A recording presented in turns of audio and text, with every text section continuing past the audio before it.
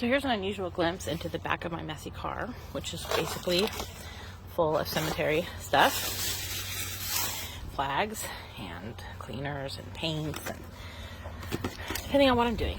But so I'm always looking for like ways to mark graves that's not too expensive, since it's just out of my pocket. And I'm not out here, obviously the best is to everybody to have headstones, but obviously that's expensive and inaccessible for a host of reasons. So I'm always just trying to find the most long-lasting, able to withstand time and weather for the least amount of money. I mean, right? So these were both right around $20, $25. This is just something I printed off my computer that you put on the inside. It is meant to mark graves, so it's supposed to be waterproof and withstand. So I'm gonna, every time I do one of these, mark the date, keep track of it, go back and look at it and see how it's holding up.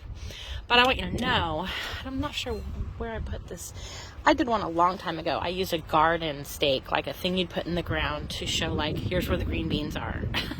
And I just used craft paint and I wrote the person's name on it. And years later, just recently, I replaced it with a metal one. And years later, it was still there. So you'd be surprised. You'd just be surprised. This was also about $20. You could have it custom printed. It's typical garden fake rock. And so we'll see how long it holds up. I'm super excited about this. Okay, obviously this is some serious metal here, and I would use a paint pen to probably just put a name and a year, but that's all you really need if you're just trying to make the difference between someone walking around and finding nothing and someone walking around and finding something. Mind you, I never just put this. I'd probably put some flowers, a light, a flag, any host of things. So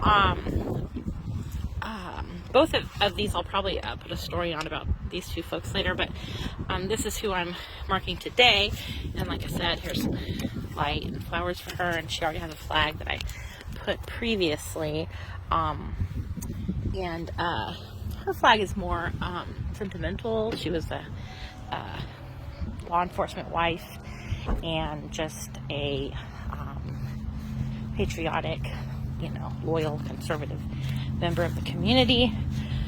So someone else had previously put a flag and it was in very poor shape, so I replaced it. So we're all Americans. We're all, well, I'm not saying everyone is, but most are, and in the cemeteries I'm going to, and so I don't have to justify putting a flag, but I just wanted to explain. I don't know that there's a veteran situation. So I actually knew this person not well. I had met her once. I'd actually been in her home.